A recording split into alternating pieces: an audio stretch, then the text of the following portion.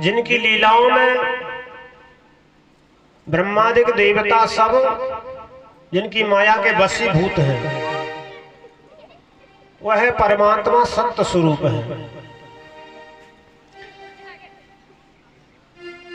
संसार में जो कुछ भी दिखाई देता है वो काल के बस में है।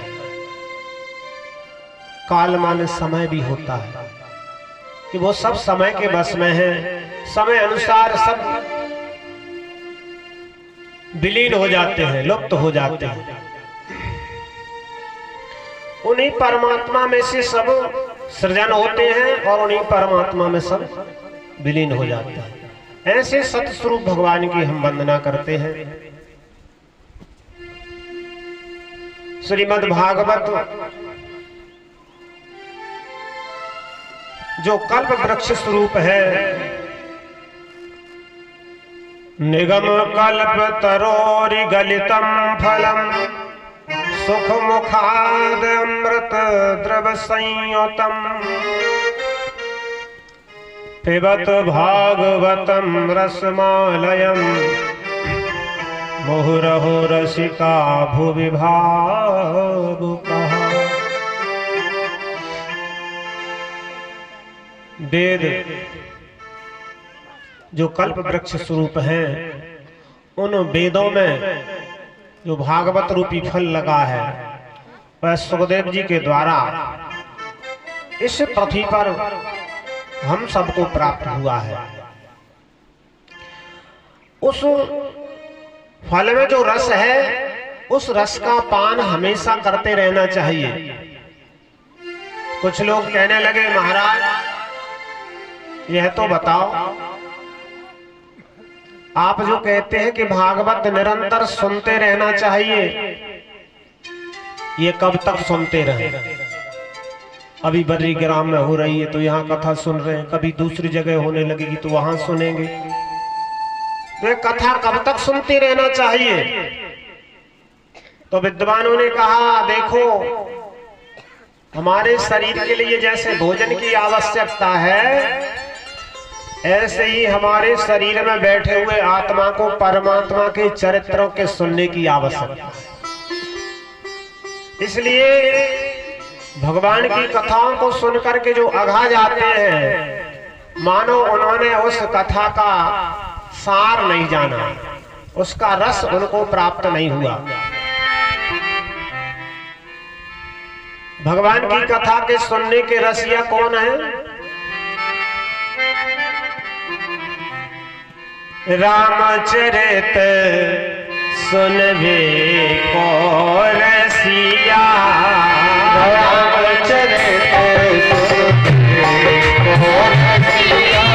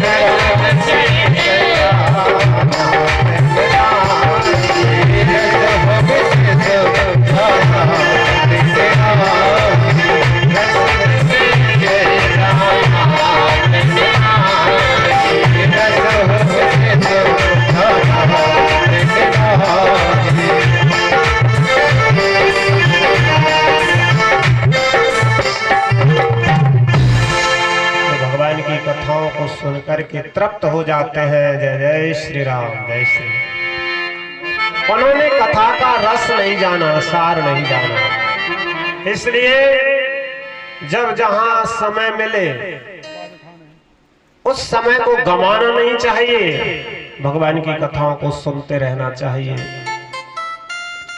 श्रीमद् भागवत के शुभारंभ में सुखदेव जी के जन्म की कथा आती है।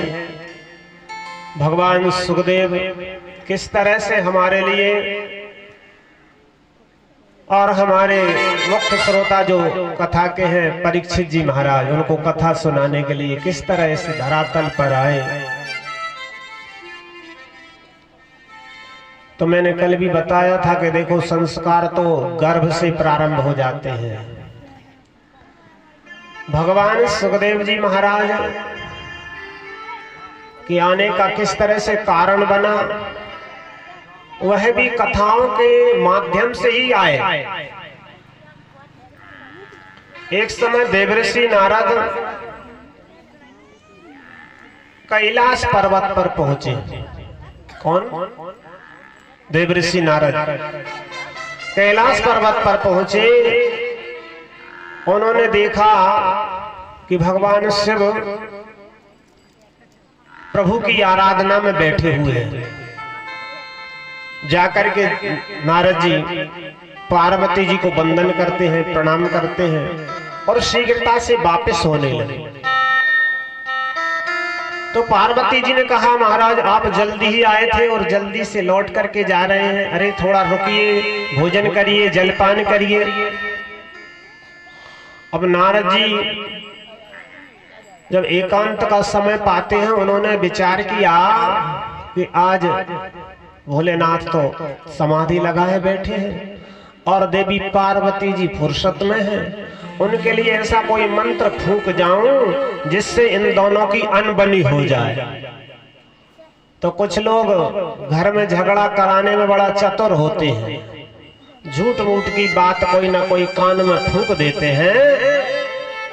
अब यहाँ भी कोई यदि बैठा हो और एक दूसरे के पास में यदि कान में झूठा ही मुंह लगा दे तो अपन सब लोग देखेंगे, अरे इन दोनों की ना मालूम क्या सलाह हो रही है। और कुछ भी ना कहा हो तो शंका हो जाती है ना। पार्वती जी जब नारद जी का स्वागत करती हैं, जलपान कराती हैं, वार्तालाप हो रही, नारद जी कहने लगे मैं तो जल्दी से जा रहा हूं, अभी आपके दर्शन करने को आया था। पार्वती जी ने कहा नहीं, भोजन करिए, विश्राम कीजिए। नारद जी बोले इतना समय तो है नहीं। क्यों? इस संसार में सब लोग स्वार्थी हो गए हैं। संसार बड़ा स्वार्थी है, कपटी है,